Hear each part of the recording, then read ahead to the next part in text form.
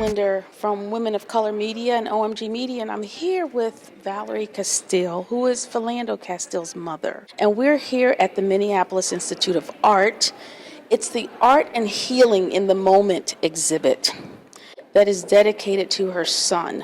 And I'm here with Valerie because I want her to take us through and have us feel the art that's here on display. The question I have for you, Valerie, is how did this come about? Tell us how this came about to be here, because this is just an amazing tribute to Philando.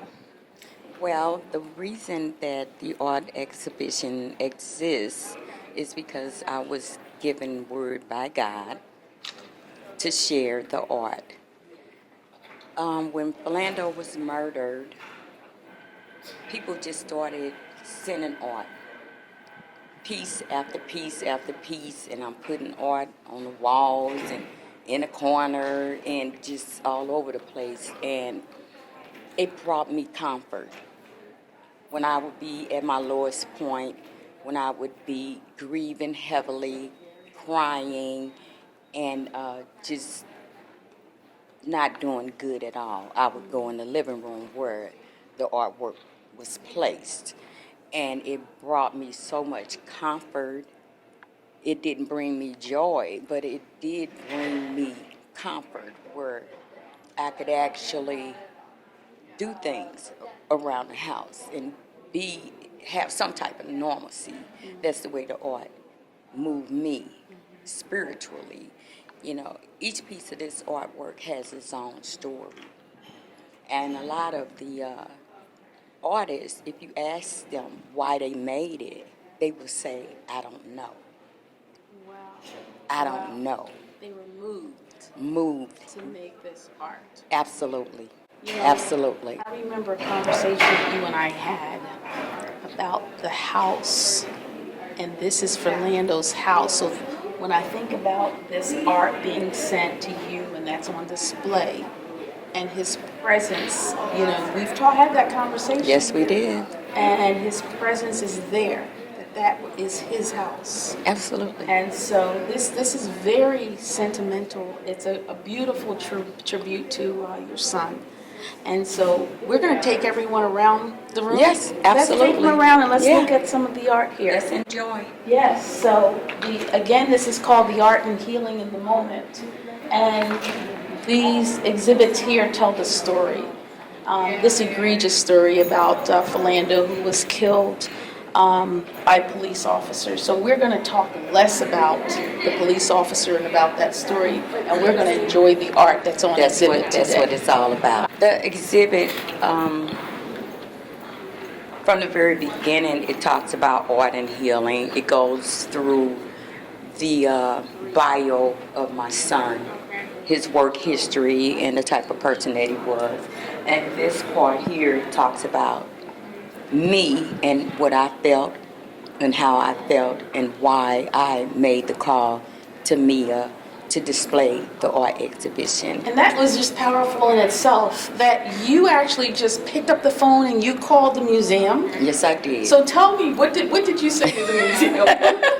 Actually, it was a voicemail because I had been getting my inspiration from God, the ancestors, and the spirit of my son to make the call. And I kept procrastinating and putting it off and, you know, doing other things and still going through the grieving process as well.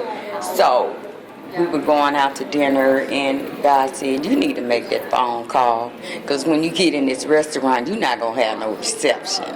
So I called and it was after hours and I left a voicemail. I said, this is Philando Castile's mother, and I have a lot of art that I think you guys should look at and consider doing an exhibition in honor of my son. And, you know, we talk about that, and I think what I read, and you can correct me if I'm wrong, I read that they actually came to your house to look at the art. Yes, they did.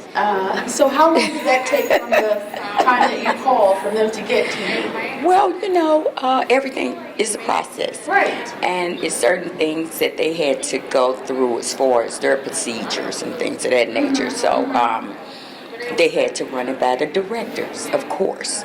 So they ran it by the directors, and the directors agreed, and they called me back, and we had a meeting, and then they came over and looked at the art, and the artwork itself is so powerful that when you come into my home, you would feel the spirituality and this connection of just a peace, a calm, and that's just the person that he was, and his spirit was in the house. The spirit was living through the artwork. Wow.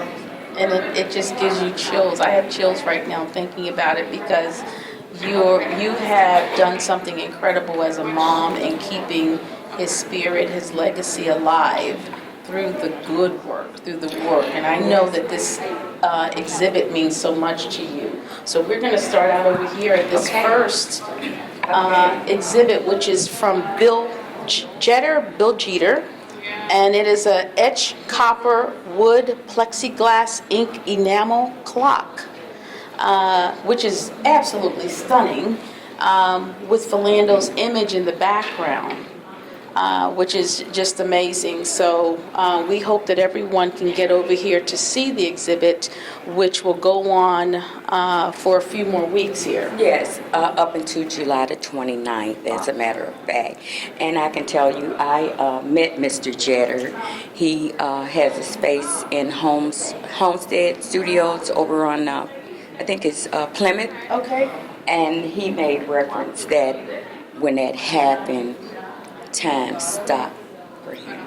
Wow. Wow. And I thought that was something. just incredible. Just and you have this pendulum that just moves back and forth, and you just get to reflect on really who Philando was. Yeah. Time stopped for him. Yes. And you're going to describe a lot of these feelings in all the art. Yes. Because every artist has talked to you about exactly what inspired them. Yeah. Okay, so now we're here at Justice for Philando. And it looks like, do we have an artist for this? It says courtesy stenciled at the governor. Okay, so explain this. So this would have been made at the governor's mansion when the protests were going on. Okay, so let's take a look at this because it has a lot of meaning behind this. So the day Philando was killed, everyone gathered at the governor's mansion. I think we have, you were there. I'm the organizer. Okay, come on over here. Okay. We have Mr. Danny Givens in the house. All right. One of you. Okay. So Danny, tell us about this. Tell us what went on at the governor's mansion. So there was a number of occupations that happened that particular day and week, there were a number of organizers from BLM, from other activists and agencies that were around the state of Minnesota at that time that had occupied Falcon Heights, the place where the actual shooting took place. And then there was community members that had just went and took over. Okay. And so this Justice for Philando occupation was comprised of community members who were outraged. And so the artwork that we're seeing here is those who came to show their support with this. So it wasn't that there was one particular organization responsible for this piece of art. This was the community really putting this together, saying that this is what it was. Okay, so as an organizer, so you were a local organizer activist. Yes. So how did you round up different groups to come together? Or did it just happen organically? It just happened organically. Okay. We had already been doing work here. Black Lives Matter Minneapolis had already been doing organizing and community activism work, and so there was already a contingency of folks who had already been trained, who knew what to do, and the community in and of itself had, this was now the 4th shooting we had in 2 years, and so the community was just fed up. And the organizers didn't necessarily have to do a lot of work outside of just the initial kind of gathering after that. Wow, beautiful.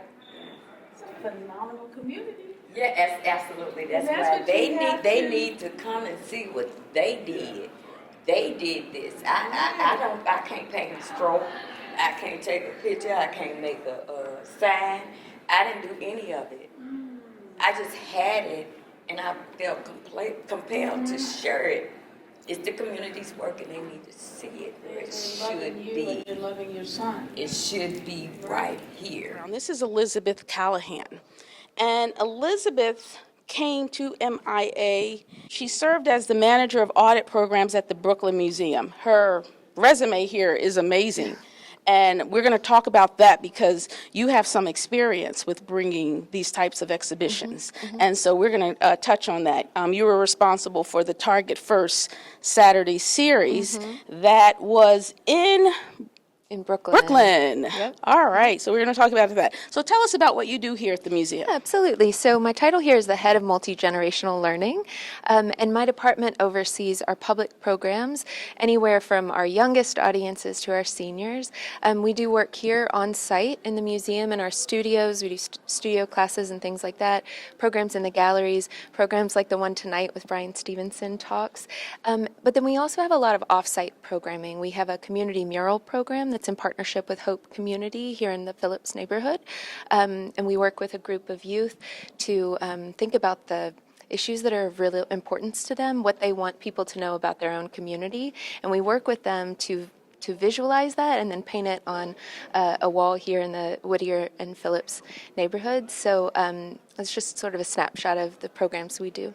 Now, and I mentioned that Target First Saturday series. So this exhibition, again, you have some history, you have some experience True. with it.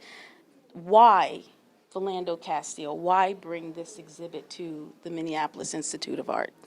Thank you for asking that. So at the Brooklyn Museum, one of the things that I did there, as you mentioned, was the Target First Saturday series, and that was a very community-generated series of programs, and oftentimes we did this once a month on the first Saturday of the month, and we would meet with community members in the neighborhood around the Brooklyn Museum to talk about what were the issues that were really important to them, oftentimes in response to an exhibition that we had. And then we built programming around that, often culminated in a dance party, which was also a lot of fun.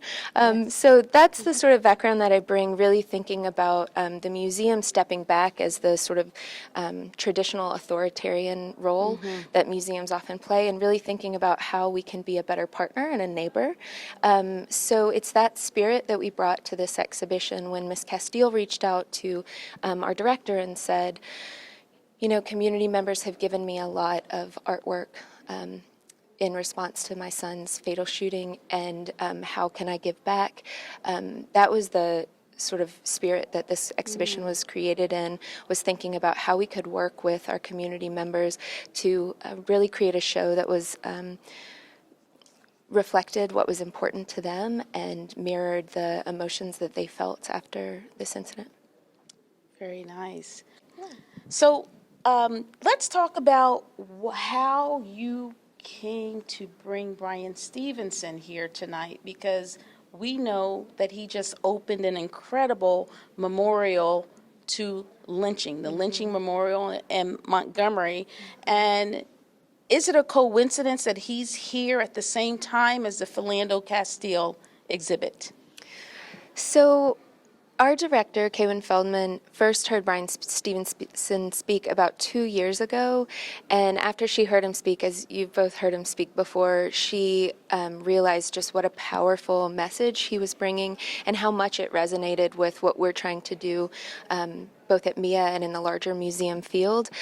So we actually reached out to him 2 years ago to see if he could come and speak. But because he was opening the museum and memorial site this past April, his calendar was understandably Just a really little full. busy, right. So he actually suggested, well, after the museum opens, he could come and speak. And at that moment, we realized this exhibition was opening, so we thought it was a really a good fit. The stars aligned. Truly. Wow, that's incredible. I want to bring in Lee Buckley. Lee Buckley is the COO, the Chief of Operations of Ujamaa Place, and she comes from the criminal justice system. And so coming here and seeing the exhibit, I want to bring Lee into this conversation because she's well aware, of course, of the Philando Castile story. And then now she's on the I want to say service side, but it's not really service side. It is really the transformation side of the men that she would see coming through the criminal justice system. So I want to hear from Lee. Lee, what are your thoughts about the exhibit here? Well, I'm just really excited that the museum, first of all, felt that this incident was important enough to document and to share with the community. The community is still healing, and of course, most of the men that we serve at Ujamaa Place have experienced some sort of or similar trauma and are in a state of healing. And they certainly, and we encourage, wellness, holistic wellness as a part of their transformation. And the arts is really an important part of that. Certainly we use music and all types of expressions, artistic expressions, to enable them to get to the core of their issues so that they can effectively transform. Most people think of our organization as one that provides housing or jobs, and we do. We provide those things, but without the transformation of the individual, the complete healing of the individual, they cannot be successful in stabilizing their housing or employment or the other issues that they need in life. Now, Brian, Mr. Stevenson is speaking tonight at 5 o'clock. He'll speak for about an hour. Do you know what he's going to speak about? I don't know what he's going to speak about, so I'm as Give us a excited little as all of you are.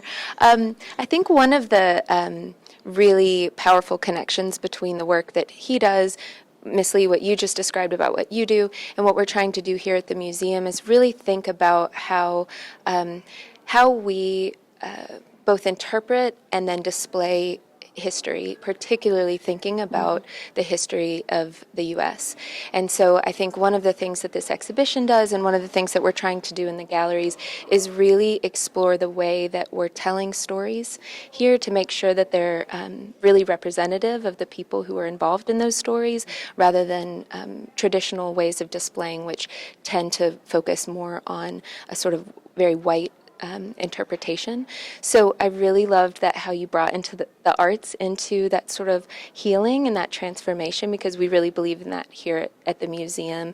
Through telling stories and through actually creating art, we can actually come together and create that healing process. And I think that's what Brian Stevenson does so well in his exhibition and his museum and memorial site, is really thinking about we can't as a country move forward until we reckon with we address that.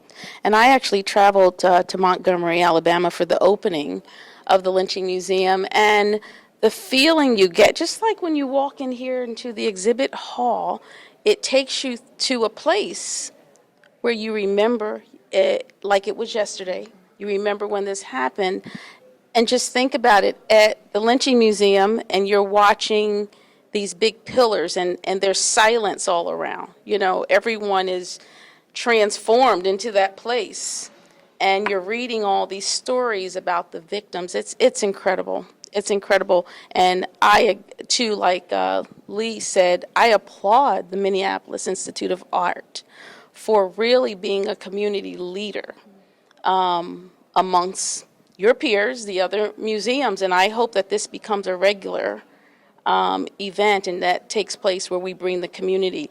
I have noticed a lot of foot traffic in the past few days that I have come in.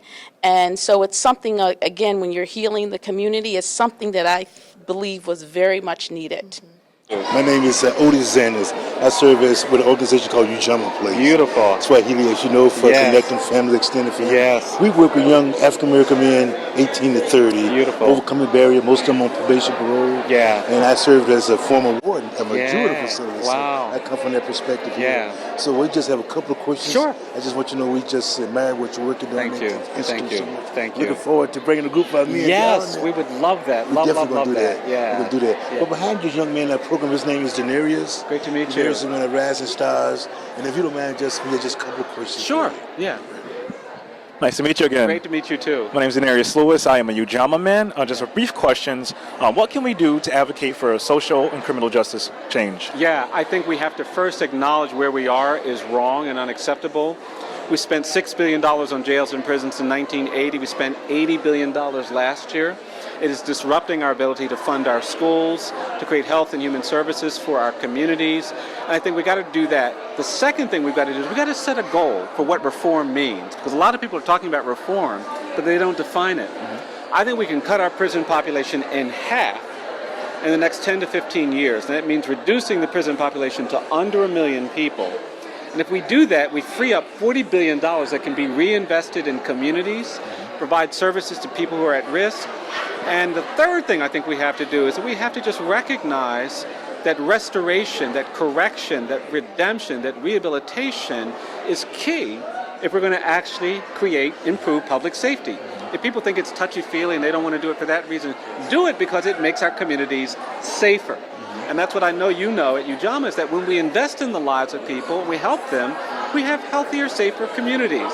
And I think those three things have to be part of that. Perfect. So my second question is, what do you believe are some of the biggest challenges African American men face today in the 21st century, given many of the criminal laws coming out? Yeah. Well, there are these very real threats. You know, the data wasn't 1 in 3 black males was expected to go to jail or prison when I was a little boy. You know, that presumption of dangerousness and guilt is a real threat. You know, you go into spaces where no matter how talented you are, you're presumed to be unqualified, and that's a real threat. But ultimately, for me, the struggle for the African American community and our black boys in particular is that we've got to stay hopeful. We've got to believe things we haven't seen. We've got to remember that coursing through our bodies is the DNA of people who endured and survived slavery and lynching and segregation. And if they did that, we can overcome mass incarceration and police violence. And I think just claiming that history, knowing that history, and being empowered by that history so that we don't ever lose our hope. I told the young people today I'd never met a lawyer before I got to law school. And I still had to believe I could be something I hadn't seen. That's what all of our young people have to do. I agree. Yeah, thank you so much. Absolutely, thank you so much. Appreciate it so and we very have used your work to Yeah. have those uncomfortable conversations. Yeah. So we just thank you so much for Oh, putting I'm that so there. glad to do and it. we've used that, have it all over the Twin Cities. So Well, this thank is you. powerful, my brother. Bless you all for the work you're doing. Great to meet you. Tell the audience where you're located, so we want to make sure that everyone comes down here. And how long is the exhibit going to be running? So the exhibit's running through July 29th. We're located at 2400 3rd Avenue South. Every Friday at 6 o'clock and every Saturday at 11 a.m. we'll be doing programming, learning and healing circles with facilitators that are trained in racial justice and self-care, things like that. We'll also on Saturdays from 11 a.m. to 1 p.m. have what we're calling a healing usher that's here to support your visit if you feel like you need a little bit more emotional support, because this is really powerful content. So we hope people will come out, enjoy the programming, take advantage of some of the healing potential around this. And I imagine, Lee, I'm thinking about it, one of the art therapy classes out here with the men. What do you think, Lee? I think that would be a great idea. And again, any opportunity that we have to expose them to a different way of addressing their emotions and their experiences is a positive for us. So we're excited about this opportunity and truly do thank the museum for offering expressions like this. And you have a website. We do. It's artsmia.org. And you have some hashtags, and I'm sure social media. How do we follow you on social media? Tonight's program, we're hashtagging it Talks at Mia. So that just follow the hashtag Talks at Mia to get some of the juicy statements that Brian says, and then our regular social media is at artsmia. Awesome. Thank you so Thank much. you so much.